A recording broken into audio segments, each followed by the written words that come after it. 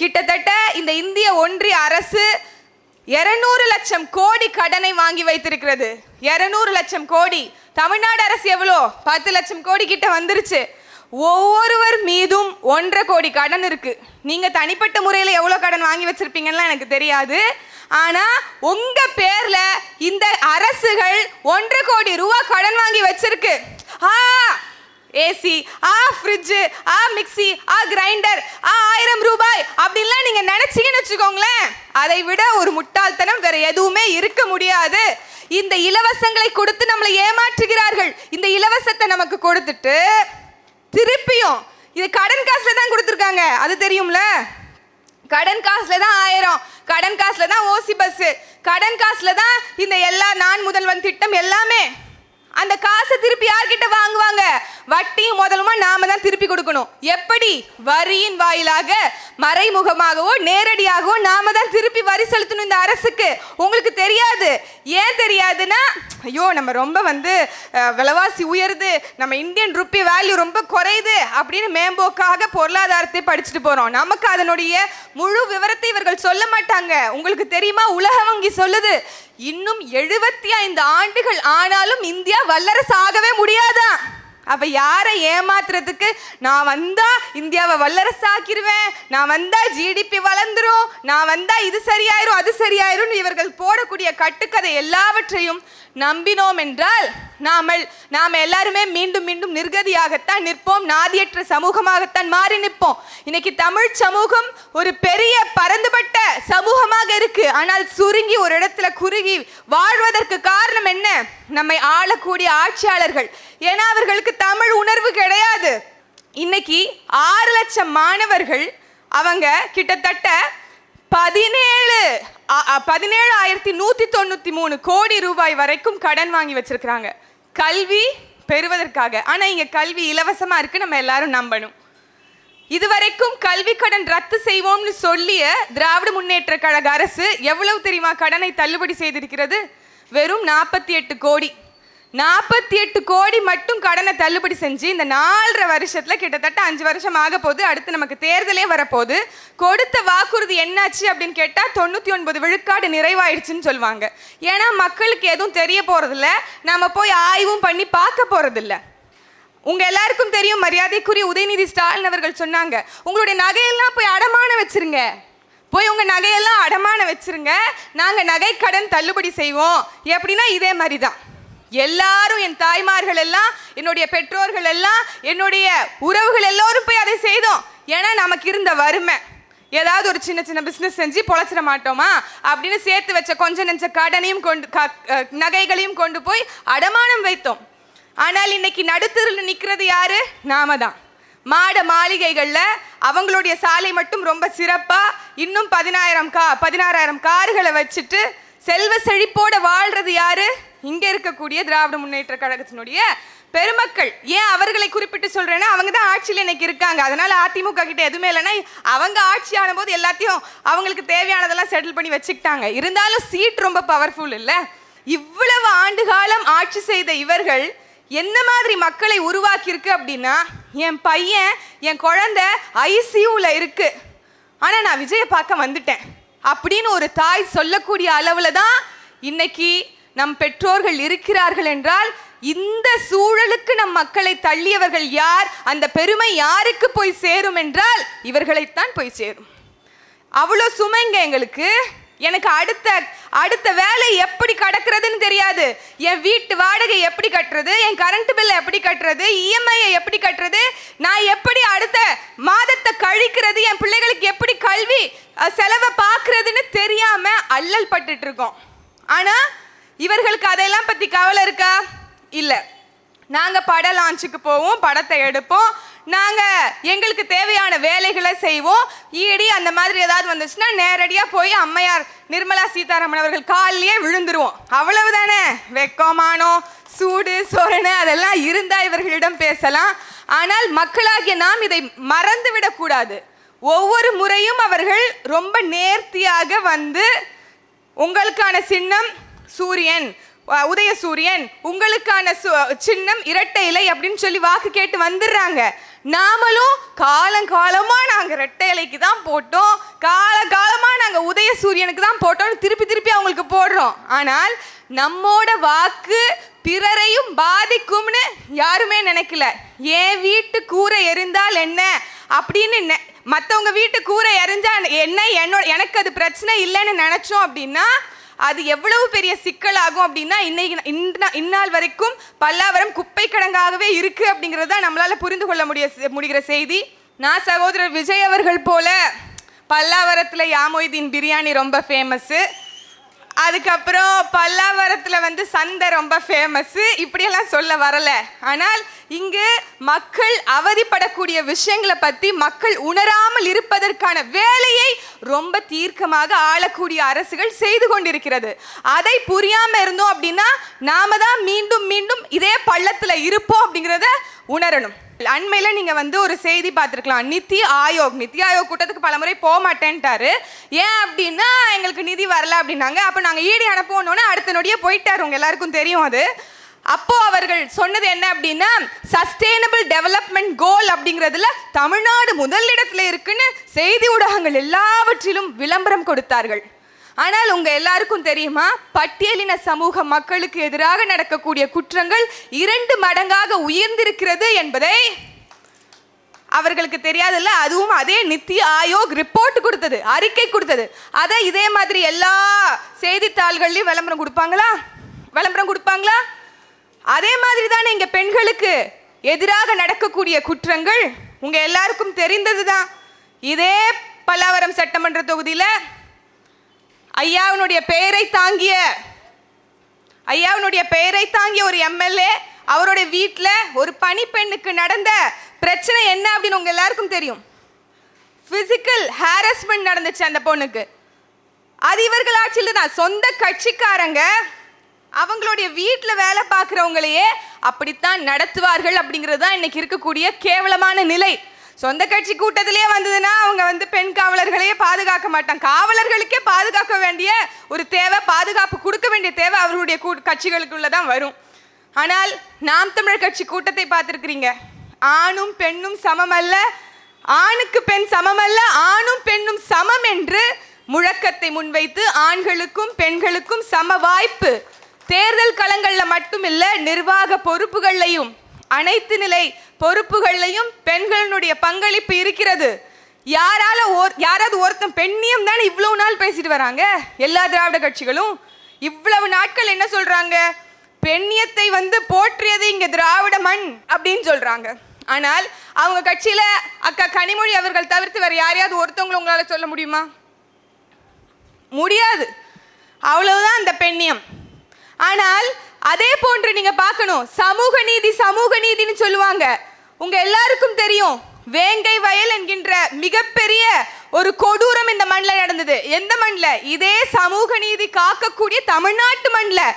உங்க எல்லோருக்கும் தெரியுமா அந்த விசாரணை எவ்வளவு முறைகேடாக நடந்தது அப்படிங்கிறது அங்க இருக்கக்கூடிய ஆய்வாளர்கள் செய்த அறிக்கையில் நமக்கு வெளிவந்தது. கிட்டத்தட்ட 6 செக் பாயிண்ட். பாகிஸ்தானுக்கு பார்டர்ல கூட இவ்வளவு செக் போஸ்ட் இருக்குமான்னு தெரியல. இரட்டை கொலை முறையே இல்லைன்னாரு அமைச்சர், சட்டத்துறை அமைச்சர் ரகுபதி அவர்கள். ஆனால் என்ன சொன்னாங்க? ஆய்வு அறிக்கைக்கு பிறகு அங்க இரட்டை கொலை முறை இருக்குதுன்னு சொன்னாங்க. இன்னைக்கு வரைக்கும் தீர்வு காண முடியல. ஒரு சமூக சிக்கலுக்கு புல்லட் ஓட்டிட்டு போயிட்டான்னு கையை வெட்டினாங்க. அதற்கு விசிகா ஒரு பேரணி நடத்துது, சொந்த கூட்டணி கட்சி. அதை எதிர்த்து போராட்டம் செய்த விசிகாவினர் மீது 150 பேர்கள் மீது வழக்கு போட்டது இந்த திராவிட முன்னேற்ற கழக அரசு. அதே திருப்பரங்குன்றத்தில் அவ்வளோ பெரிய இஷ்யூ நடந்தது. நீங்க தான் சனாதனவாதிகளை வேற இருக்கக்கூடியவர்களாச்சு. நீங்க தான் இங்க மத பிளவுவாத அரசியலை எதிர்க்கக்கூடியவர்களாச்சு. அந்த ரகசியத்தை எல்லாம் தெரிஞ்ச சூத்திரதாரிகளாச்சு. ஆனா ஏன் அவர்கள் மீது எந்த ஒரு வழக்கையும் போடல? ஏன்னா அதை வைத்துத்தான் இங்க அரசியல் இருக்கு. பாஜக மதத்தை வைத்து அரசியல் செய்யும் அப்படின்னா, இங்க சாதியை வைத்து ஒரு கட்சி அரசியல் செய்துனா அது இங்க திராவிட கட்சி தான், அது திமுக தான். கட்டாயம் பாஜக என்ன சொல்லுச்சு? நாங்கள் ஆட்சி 3 விஷயத்தை சாதிப்போம் சொன்னாங்க. இன்னைக்கு சாதிச்சுட்டாங்க. ராமராஜ்யம் அமைப்போம்னு சொன்னாங்க. பாபூர் மசூதியை இடித்து அங்க ராமர் கோயில் கட்டி முடித்தாச்சு. எல்லாரும் அதை ஆதரித்தார்கள். எல்லாரும் அதை ஆதரித்தார்கள். இங்க சமூக நல்லிணக்கம் பேணணும் அப்படின்னா அந்த நீதித்துறை கொடுத்திருக்கக்கூடிய தீர்ப்பை வரவேற்கணும்னு இங்க இருக்கக்கூடிய ஐயா ஸ்டாலின் அவர்கள் கூட பாராட்டினார். ஆனால் தாய்மாமன் சீமான் அவர்கள் மட்டும்தான் சொன்னாரு, இது நீதி அல்ல, தீர்ப்பு மட்டும்தான் என்று. அதே போன்று யூனிஃபார்ம் சிவில் கோட், பொது உரிமை சட்டம், எல்லாருக்கும் ஒரே மாதிரி உணவு, ஒரே மாதிரி உடை, ஒரே மாதிரியான எல்லாமே அவங்க தான் தீர்மானிப்பாங்க. 1 ரேஷன் 1 நேஷன் 1 எலெக்ஷன், அத மாதிரி எல்லாமே ஒற்றைமயமாக்குவதை போல யூனிஃபார்ம் சிவில் கோட் எல்லாமே ஒருமயமாக்கப்படணும். ஒருமயமாக்கி நாட்டை பிளவுபடுத்தணும். ஆனா நமக்கு அம்பேத்கர் வகுத்து கொடுத்திருக்கிற சட்டம் என்ன? India, that is Bharat, shall be union of states. இது ஒன்றியம் தானே, பல மாநிலங்களால் ஆனது. ஆனால் நம்மை ஒற்றைமயமாக்கி நம்மளை பிளவுபடுத்தணும் அப்படின்ற எண்ணத்துல பாஜக ரொம்ப தீவிரமாகவும் கவனமாகவும் இருக்கிறது. அதைத்தான் இன்னைக்கு யூனிஃபார்ம் சிவில் கோட் என்கின்ற ஒரு சட்டத்தின் வாயிலாக அதை நிறைவேற்றி கொண்டிருக்கிறது. அப்படிதான் ஆர்டிகல் 370 காஷ்மீரினுடைய சிறப்பு அந்தஸ்து, அவங்களுக்கு மட்டும் மாநில அந்தஸ்து இருந்துச்சு, அதை இன்னைக்கு ரத்து பண்ணியாச்சு. சுத்தமாவே இன்னைக்கு மாநில உரிமை காத்தோட போயிருச்சு. எப்படி அவங்க கொடுத்த வாக்குறுதிகள் எல்லாம் கிணத்துல போட்ட கல்லா இருக்கோ அந்த மாதிரி இன்னைக்கு பாஜக இன்னைக்கு மாநில உரிமை என்பது சுத்தமா நம்ம கிட்ட இல்ல. ஆனால் மாநில உரிமையை காக்க வந்த அரசு தான் இந்த திராவிட கட்சி, இந்த திமுக. தமிழ் உணர்வு கிடையாது, அதனாலதான் சாதியா இங்க தமிழ்நாட்டு மல்ல நம்மளை பிளந்து வச்சிருக்கிறாங்க. அவ்வை பெரும்பாட்டு என்ன சொல்றா? சாதி இரண்டொழிய வேறெல்லை சாற்றுங்கால், நீதி வழுவா நெறிமுறையின் இட்டார் பெரியோர் இடாதார் இழிகுலத்தோர் பட்டாங்கில் உள்ளபடின்னு சொல்றாங்க. அந்த சாதிக்கான பொருள் என்ன தெரியுமா? கொடுக்கிறவன் மேல் சாதி, தனக்குன்னு பதுக்கிக் கொள்பவன் கீழ் சாதி. ஆனா இங்க இருக்கக்கூடிய சாதி உங்க எல்லாருக்கும் தெரியும், எப்படிப்பட்ட சாதியை வச்சு நம்மளை பிரித்து ஆள்கிறார்கள் அப்படிங்கிறது நம்ம எல்லோருக்கும் தெரியும். அந்த சாதியை ஒரு ஆயுதமாக வைத்து மீண்டும் மீண்டும் நாம் தமிழராக இணைய விடாம இருக்கிறாங்க. ஒன்னு சொல்றேன், இங்க முஸ்லிம்ஸ் எல்லாம் கைத்தட்டுங்க, இஸ்லாமியர்கள் எல்லாம் கைத்தட்டுங்கன்னு சொன்னா எவ்வளவு பேர் கைத்தட்டுருவீங்க? கிறிஸ்தவர்கள் எல்லாம் கைத்தட்டுங்கன்னு சொன்னா எவ்வளவு பேர் கைத்தட்டிருவீங்க? கோணார்கள் எல்லாம் கைத்தட்டுங்க, நாடார்கள் எல்லாம் கைத்தட்டுங்க, பறையர்கள் எல்லாம் கைத்தட்டுங்க, வன்னியர்கள் எல்லாம் கைத்தட்டுங்கன்னு சொன்னா கைத்தட்டு கேட்காது. நாம் தமிழராக இருக்கக்கூடியவர்கள் கைத்தட்டுங்கன்னு சொன்னா கைத்தட்டு நல்லா கேட்கும், அந்த ஒலி எல்லோருக்கும் கேட்கும். அப்படி மொழியால் நம்மை இணைத்து நம்மளுடைய உரிமைகளை காக்க வேண்டும் என்று ஒரு மகன் 16 ஆண்டு காலமாக எந்த சமரசமும் இல்லாம இந்த மண்ணில் உழைத்து ஓடாய் தேய்ந்து தன்னுடைய தொண்டை தண்ணியை வத்தி காட்டு கத்தி உங்களுக்காகவே அர்ப்பணித்து இந்த மண்ணுக்கும் மக்களும் ஒன்றும் இல்லைங்க. 1/2 விழுக்காடு 1 விழுக்காடு வச்சிருக்கிறவங்களுக்குலாம் இன்னைக்கு மார்க்கெட் வேல்யூ என்ன தெரியுமா? 500 கோடி 300 கோடி 500 கோடி. நாம் தமிழர் கட்சி இன்னைக்கு 8.22 விழுக்காடு வச்சிருக்கு, கிட்டத்தட்ட 38 லட்சம் வாக்குகள். எங்களோட வேல்யூ, எங்க கிட்ட இருக்கக்கூடிய சொத்து, அதாவது ஒவ்வொரு வேட்பாளர்கள், ஒவ்வொரு உறவுகள், தாய்மாமன் சீமான் அவர்களுடைய இந்த தன்னிகர் அல்ல தலைமைத்துவம், அவருடைய இந்த கொள்கை, அவருடைய இந்த சித்தாந்தம், இது எல்லாத்துக்கும் சேர்த்து 2000 கோடிங்க. ஆனா நாங்க போயிருக்கோமா? இது நாள் வரைக்கும் எங்க மேல அவதூறு சேற்றை வாரி இறைப்பார்கள். தாய்மாமன் சீமான் அவர்கள் சொல்லுவதுதான், வைர கற்களாக இருந்தா அதை பொறுக்கி வச்சுக்கலாம், வெறும் சொற்களாக இருந்தா அதை எடுத்து என்ன பண்ண போறோம்? தூக்கி வீசிட்டு போய்கிட்டே இருக்க வேண்டியதான். விமர்சனங்கள் வருது அப்படின்னா நமக்கு பகுத்தறிவுன்னு சொல்லி கொடுத்தாரே, அப்படி சொல்லி கொடுத்தோம்னு சொல்றாங்களே. பகுத்தறிவுன்னு சொல்லுவது இதுதான். போய் ஆராய்ந்து தேடி பாருங்க. இவங்க மேம்போக்கா சொல்லக்கூடிய குற்றங்கள் அனைத்தும் உண்மையானதான்னு நீங்க போய் தேடி பார்த்தாலே தெரிஞ்சிடும். எந்த கட்சிக்கும் இல்லாத ஒரு அணுகுமுறை நாம் தமிழர் கட்சியிடம் இருக்கு. திரள் நிதின்னு எங்களை விமர்சிக்கிறாங்க. உங்களுக்கு தெரியுமா, எந்த ஒரு அரசியல் கட்சியும் உலக அளவில் கிரவுட் ஃபண்டிங் வழியாக பணத்தை மக்களிடம் இருந்து பெற்று மக்களை அரசியல் படுத்தி மக்களை புரட்சிக்கு தயார் செய்வது என்பது ஒரு அடிப்படை கூற்று இந்த அரசியல் அமைப்புல, இந்த பொலிட்டிக்கல் சிஸ்டத்துல. அதுவே தப்புங்கிற மாதிரி மக்களை நம்ப வச்சிருக்கிறாங்கன்னா இவங்க எவ்வளவு பெரிய கருணாநிதிகளாக இருப்பாங்க அப்படின்னு நீங்க தெரிஞ்சுக்கணும். அதனால நீங்க கிரவுட் ஃபண்டிங் திரள் நிதி என்பது ஒரு வெளிப்படையான நிர்வாகத்தை மக்களுக்கு காமிக்கிறோம். நீங்க அதைத்தானே சொல்லுவீங்க, என்னன்னு சொல்லுங்க, என்ன வரவு என்ன செலவுன்னு சொல்லுங்கன்னு சொல்லுவீங்கல்ல. இதை செய்வோம் இல்லையா? அதைத்தான் நாம் தமிழர் கட்சி செய்யுது. மக்களிடம் இருந்து பெற்று மக்களுக்கே திருப்பி கொடுக்கிறோம். அதிகாரம் வருவதற்கு முன்பாகவே இவ்வளவு டிரான்ஸ்பேரன்சி இருக்கு அப்படின்னா அப்ப ஆட்சி அதிகாரம் வந்தால் எப்படி இருக்கும் அப்படிங்கறத இப்போவே நீங்க சிந்திச்சு பார்த்துடலாம். அப்படியான ஒரு அமைப்பு தான் நாம் தமிழர் கட்சி என்கின்ற பேர் இயக்கம். இதுல வரக்கூடிய அவதூறுகளை எல்லாத்தையும் நம்பி இந்த நாம் தமிழர் கட்சியை நீங்க இந்த வேட்பாளரையும் இந்த தொகுதியையும் நீங்க விட்டு கொடுத்துட்டீங்க அப்படின்னா அதற்கப்புறம் திருப்பி ஒரு 5 ஆண்டுக்கு ஐயோ அம்மானு கத்தணும். இன்னைக்கு எப்படி செவிலியர்கள் பக்கத்துல நின்று போராடுறாங்களோ, ஆசிரியர்கள் போராடுறாங்களோ, விவசாய பெருமக்கள் போராடுறாங்களோ, மாணவர்கள் போராடுறாங்களோ, அப்புறம் மக்களாகிய நாமும் வீதிக்கு வர வேண்டியதுதான். உங்களுக்கு தெரியும், பக்கத்துல எத்தனையோ இடங்களை இடிச்சு தகர்த்துட்டு இருக்காங்க. கொளத்தூர்லயே அதான் நடக்குது. ஐயா ஸ்டாலின் அவர்களுடைய சொந்த தொகுதியிலே அங்க மக்கள் வாழ்றதுக்கு வசதி இல்லை. எல்லாரும் வீட்டை காலி பண்ணுங்கன்னு சொல்லிட்டு இடிச்சு காலி பண்ணிட்டு போயிடுறாங்க. யாருடைய தொகுதியில? ஐயா ஸ்டாலின் அவர்களுடைய தொகுதியில. காரணம் என்னவா? ஆக்கிரமிப்பான். நீர்நிலைகளை ஒட்டி ஆக்கிரமிச்சு வச்சிருக்கிறாங்களாம். அப்ப நீர்நிலைகளை ஒட்டி ஆக்கிரமிச்சுன்னா கடலையே ஆக்கிரமிச்சு வச்சிருக்கிறீங்களே. கடற்கரையை ஆக்கிரமித்துல கட்டி வச்சிருக்கிறீங்க கல்லறைகளை. அதை யார் கேட்பது? மக்கள் நாங்க கேட்கலாம்ல. அப்படி எத்தனையோ நீர்நிலைகள்ல, பொது இடங்கள்ல அரசு நிர்வாகம், அரசினுடைய நிறுவனங்கள் இருக்குது. எத்தனையோ கல்லூரிகள் இருக்குது. சிப்காட்டே நீர்நிலையை ஒட்டித்தான் இருக்குது என்கிறார்கள். வேலை வாய்ப்பு, தற்சார்பு பொருளாதாரம், இப்படி நாம் தமிழர் கட்சி ஏன் வேண்டும் என்பதை என்னுடைய சொந்தங்கள் நன்கு புரிந்து கொள்ள வேண்டும். தமிழ் வாழணும், தமிழர் ஆளணும், சூழல் காக்கப்படணும், பெண்கள் போற்றப்படணும், சமூக நீதி பேணப்படணும் அப்படின்னு நீங்க எல்லாரும் நினைக்கிறீர்கள் என்றால் கட்டாயம் நாம் தமிழர் கட்சி தான் வேணும்னு நீங்க நினைப்பீங்க. வேற எந்த ஒரு கட்சியில, வேற ஏதாவது ஒரு கட்சியில இதெல்லாம் சரி செய்திருக்குன்னு நீங்க சொல்ல முடியுமா?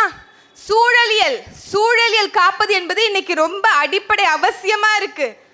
கிளைமேட் ஆக்ஷன், இந்த காலநிலை சிக்கலை அதை சரி செய்வதற்கு, நடைமுறைப்படுத்துவதற்கு, அந்த சிக்கலை எதிர்த்து போராடுவதற்கு, அதற்கான வேலை திட்டங்களை செயல்படுத்துவதற்கு இன்னைக்கு ஒவ்வொருவரும் செயல்பட வேண்டும். ஆனால் அதை குறித்த ஒரு விழிப்புணர்வு கூட வேற எந்த அரசியல் கட்சிகளும் இங்க செய்யறதில்லை. நாம் தமிழர் கட்சி அந்த பெரும்பணியை செய்து கொண்டிருக்கிறது. எப்படி? மலைகளுக்கான மாநாடு, தண்ணீருக்கான மாநாடு, கடலம்மா மாநாடு என்று இயற்கையை போற்றி போற்றி வணங்கி அதற்கான மக்கள் அதனுடைய தேவை உணர வேண்டும் என்பதற்காக மாநாடுகள் போட்டு கற்பித்துக் கொண்டிருக்கிறோம். எந்த அரசியல் கட்சிங்க ஒரு காலேஜ் மாதிரி, ஒரு ஸ்கூல் மாதிரி இந்த மாதிரி வகுப்புகள் எடுத்துக்கிட்டு இருக்காங்க? அதை பத்தி கவலைப்படாம இருந்தோம் அப்படின்னா கடைசியில நம்ம நல்லா இருந்துட்டு போயிடுவோம். நமக்கு பின்னாடி வருதில்ல ஒரு ஜெனரேஷன், நமக்கு பின்னாடி வரப்போதில்ல ஒரு சமூகம், அந்த தலைமுறை மிகப்பெரிய பாதிப்புக்குள்ளாகும் அப்படிங்கிறது தான் நிதர்சனமான உண்மையாக இருக்கிறது. போற போக்கில் இன்னைக்கு புதுசா வந்தவங்களாம் கலாய்ச்சிக்கிட்டு இருக்காங்க, களத்துல இல்லை அப்படின்ட்டு. நீங்க எங்கெங்க இருக்கீங்க? அது கண்ணாடின்னு தெரியாம அவர் பேசிக்கிட்டு இருக்காரு. என்னைக்கு அவர் களத்துல வந்தாரு? 41 உயிர்கள் பலியானதற்கு பிறகு, பறிப்போனதற்கு பிறகு பங்கருக்குள்ள ஒளிஞ்சுக்கிட்டாங்க. சிபிஐக்கு கேஸ் மாறினதுக்கு அப்புறம் தானே வெளியே வந்துச்சு எல்லாரும். அதற்குள்ளாட்டியும் நாங்க களத்துல இல்ல, தூய்மை பணியாளர்கள் அங்க போராடினாங்க, அங்க அவங்க வரல. ஆனால் நாம களத்துல இல்லையா? ஸ்கிரிப்ட் எழுதி கொடுத்தவன் அவரே கலாய்ச்சிருக்கிறாருன்னு தெரியாம அவர் பேசிக்கிட்டு இருந்திருக்கிறாரு. எல்லாத்தையும் பேசிக்கிட்டு இருந்திருக்கிறாரு. ஆனால் அவருக்கு என்னங்க பிரச்சனை? அவர் ஒன்று வீட்டில் இருப்பார், இல்லை ஆஃபீஸில் தான் இருப்பாருங்கிறது நம்ம எல்லாருக்குமே தெரியும். அதனால் போகிற போக்கில் இது எல்லாத்தையும் அடிச்சு விட வேண்டியதானே? ஸ்கிரிப்ட் தானே, அது எல்லாத்தையும் பேசி விடுவோம், அது நமக்கு என்ன கவலை அப்படிங்கிற மாதிரி அவர் எல்லாத்தையும் பேசிக்கிட்டு இருக்கிறாரு. இப்படி அரசியல் புரிதலே அடிப்படையே தெரியாமல் கொள்கை என்ன அப்படின்னா, கொள்கை என்னன்னு நீங்கள் சொல்லுங்கள் அப்படின்னு நம்மகிட்டே கேட்ட கட்சிங்க அது. அந்த மாதிரியான இந்த மாதிரியான ஒரு அரசியல் கட்சிகள் இருக்கிற இடத்துல தான் நாம் தமிழர் கட்சி ஒரு மிகப்பெரிய அரசியல் வகுப்புகள் எடுத்துட்டு வருது. ஆனா நம்மளை எள்ளி நகையாடுவாங்க. மாடுகளுக்கு மாநாடு போடுறாங்க பாருங்க, மரங்களுக்கு மாநாடு போடுறாங்க பாருங்க அப்படின்னு. ஐநா மன்றத்தால அடுத்தது 2026 பேஸ்டர்ஸ்க்கான ஆண்டாக அது அறிவிக்கப்பட்டிருக்கு, மேய்ச்சலுக்கான ஆண்டாக அறிவிக்கப்பட்டிருக்கு. இதை பற்றி இங்க இருக்கக்கூடிய உறவுகளுக்கு தெரியுமா? நாம் தமிழர் கட்சியினருக்கு தெரியும், பொதுமக்களுக்கு தெரியுமா? தெரியாது. அப்போ மேய்ச்சல் நில உரிமை என்பதும் நம்மளுடைய அங்கமாக இருக்கக்கூடிய ஒரு சாராருடைய தேவை. மாடுல இருந்து பால் தேவைப்படுது, நமக்கு பட்டர் தேவைப்படுது, நெய் தேவைப்படுது, தயிர் எல்லாமே தேவைப்படுது. அந்த மாட்டை ஒழுங்கா வளர்க்கணும்ல, அந்த மாடு வளர்வதற்கு நல்ல மேய்ச்சல் நிலங்கள் தேவைப்படுதுல்ல. ஆனால் அதை பற்றியெல்லாம் கவலைப்பட மாட்டாங்க. நீங்க அதை பண்ணக்கூடாதுன்னு தடையை மட்டும் விதிப்பார்கள். ஏனால் இங்க தாராளமயம், அப்புறம் பிரைவேட்டைசேஷன், குளோபலைசேஷன், ஆர்கனைசேஷன் என்ற ஆங்கிலத்தில் சொல்வது போல இந்த தாராள மயத்துக்கு, உலக மயத்துக்கு, தனியார் மயத்துக்கு எதிரானவர்கள் அப்படின்னு இங்கே ஆட்சிக்கு வந்தவர்கள் அதை விரிவுபடுத்தக்கூட வேலையைத்தான் எல்லா இடத்துலையும் செய்கிறாங்க அப்படிங்கிறத நீங்கள் பார்க்கலாம். அதற்கு எண்ணற்ற எடுத்துக்காட்டுகள் இருக்குது. இங்கே 800 அனல் மின் நிலையம் இருக்குது. ஹைட்ரோ கார்பன் எக்ஸ்ப்ளோரேஷன் சொல்லக்கூடிய அங்கே ஈத்தேன் மீத்தேன் எடுக்கக்கூடிய திட்டங்கள் இருக்குது. எல்லா நாசகரை, இந்த மண்ணை நாசமாக்கக்கூடிய அத்துணை திட்டங்களையும் இந்த மண்ணுக்குள்ளே கொண்டு வந்தாச்சு. யாரோட தயவோடு? இங்க திமுகவினுடைய தயவோடு அல்லது அதிமுகவின் தயவோடு ஒன்றிய பாஜக தமிழ்நாட்டை சுரண்டி அல்றாங்க. கனிம வள பாதுகாப்பெல்லாம் இல்லை, கனிம வளங்களை எப்படி சூறையாடுவது என்பதற்கு எல்லா திட்டங்களையும் போட்டு கொடுக்குது இங்க இருக்கக்கூடிய கட்சிகள். நம்ம அதை பற்றியெல்லாம் சற்றும் கவலைப்படுவதே கிடையாது. ஆனால் இந்த ஒவ்வொரு விஷயத்தும் குறித்து பேசி அதை பற்றிய விழிப்புணர்வை மக்களுக்கு எடுத்து வைப்பது யாருன்னு பார்த்தீங்கன்னா நாம் தமிழர் கட்சியாகத்தான் இருக்கும். இந்த மாதிரி யாராவது ஏதாவது ஒரு கட்சி பேசுதா, மாசு தூசு காசு அப்படின்னு பேசுறது கட்சி தான் ஏன்னு கை தட்டி சிரிக்கிறீங்க. அப்ப இதெல்லாம் எதுக்காக இதெல்லாம் பேசுறோம் அப்படிங்கிற, நாங்க மக்கள்லேருந்து பாதிக்கப்பட்டவங்கலேருந்து வர்றோம். நாங்கள் பெரிய பணம் படைத்தவர்களோ, பெரிய பின்புலத்தை கொண்டவர்களோ, அரசியல் பின்புலத்தை பெற்றவர்களோ, பெரிய பெரிய அரசியல் கட்சிகளில் எம்எல்ஏ எம்பியாக இருந்தவர்களோ இல்லை. பாமர மக்கள், ஏழை எளிய மக்கள், ஆட்டோ ஓட்டுநர்கள், லாரி ஓட்டுநர்கள், சாலை ஓரத்தில் கடைகள் வைத்திருக்கக்கூடியவர்கள். நாங்க அந்த மாதிரி மக்கள்லேருந்து, அடிப்பட்ட சமூகத்திலேருந்து வரக்கூடியவர்கள். நாங்க எதுவுமே இல்லைனாலும் இந்த மக்களுக்காக நிற்போம் அப்படிங்கிறத உறுதியாக இருந்து பேசிக்கொண்டு இருக்கிறோம். அந்த மாதிரியான உணர்வை இந்த மக்களுக்கு தொடர்ச்சியாக எத்து வைக்கக்கூடிய நாம் தமிழர் கட்சியை மக்கள் தேடி வரணும், மக்கள் தேடி பார்த்து போகணும். ஒன்றும் இல்லை, தமிழ் சீமானவர்கள் சொல்லுவது தான், உங்களுக்கு ஒரு நல்ல சேலை, நல்ல வேட்டி வேணும் அப்படின்னா அது வேரண்டர், ஒரு 6 மாதத்துலையோ இல்லை ஒரு வருஷத்துலையோ அது நைந்து போகக்கூடியது, அதை தூக்கி போட போகிறோம். ஆனால் அந்த சேலை வாங்குவதற்கோ அந்த பேண்ட் செட்டை வாங்குறதுக்கோ போய் தேடி தேடி பார்த்து வாங்குவோம், ஒரு 4-5 கடையை ஏறி இறங்குவோம். அந்த மாதிரி உங்களுடைய பிரதிநிதியை, உங்களுடைய அரசியல் கட்சியினுடைய சட்டமன்ற வேட்பாளரை 5 ஆண்டுக்கு ஒரு முறை உங்களுடைய எம்எல்ஏவை தேர்வு பண்ணணும் அப்படின்னா நீங்க கொஞ்சம் ஆய்வு பண்ணணும். படித்தவரா, பண்பட்டவரா, எந்த குற்றப்பின்னணியும் இல்லாதவரா, நேர்மையானவரா அப்படின்னு பார்த்து அவர்களுக்கான வாக்கை நீங்கள் செலுத்த வேண்டும். நீங்க அதெல்லாம் ரொம்ப தேடி பார்க்க தேவையில்லை. நேர்மை, எளிமை, உண்மை என்று கக்கனை போலவே இன்னைக்கு கக்கனின் வழியில் வரக்கூடிய ஒரு பேரனாக எங்களுடைய அண்ணன், அன்பிற்குரிய உங்க எல்லாருக்கும் ஒரு முக்கியமான செய்தி. உங்க எல்லாருக்கும் ஜேம்ஸ் வசந்தன் தெரியும்ல, இசையமைப்பாளர். அவர் கூட இன்னைக்கு முகநூலில் போட்டிருக்கிறாரு. அதாவது நாம் தமிழர் கட்சியிலேயே சிறந்த பண்போட பேசக்கூடிய ஒரு நபர் அண்ணன் கார்த்திகேயன் அவர்கள், உங்களிடமிருந்து நான் கற்றுக்கொள்கிறேன் சிலவற்றை அப்படின்னு அவர் பதிவு போட்டிருக்கிறாரு.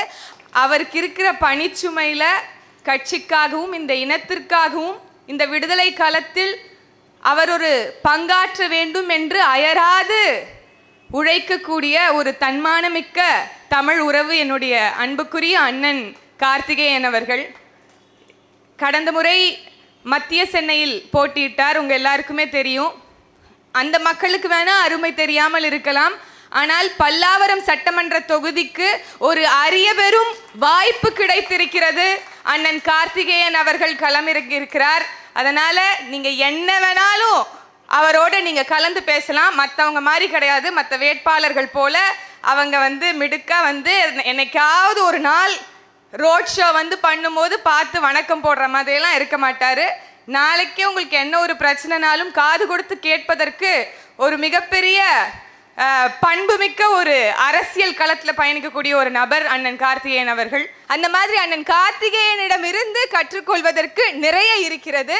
ஆனால் அவர் ஒரு சிறந்த வேட்பாளர். இன்னைக்கு தேக நலனை விட தேச நலன் அவசியம் என்று அவருடைய பல் மருத்துவ அந்த பணியை கூட அவர் தற்காலிகமாக நிறுத்தி வைத்து நாம் தமிழர் கட்சிக்கு 2026 சட்டமன்ற தேர்தலில் வேட்பாளராக இறங்கியிருக்கிறார்னா உங்களுக்காகத்தான், நமக்காகத்தான். இந்த பல்லாவரம் சட்டமன்ற தொகுதி மேம்படுத்தப்பட வேண்டும், அனைவரும் அதற்காக விவசாய சின்னத்தில் வாக்களிக்க வேண்டும் என்று மிகப்பெரிய ஒரு முனைப்போடு அவர் உள்ளன்போடு களத்தில் நிற்கிறார். அவருக்காக இந்த முறை நாம் தமிழர் கட்சிக்கு விவசாய சின்னத்தில் வாய்ப்பளிங்க.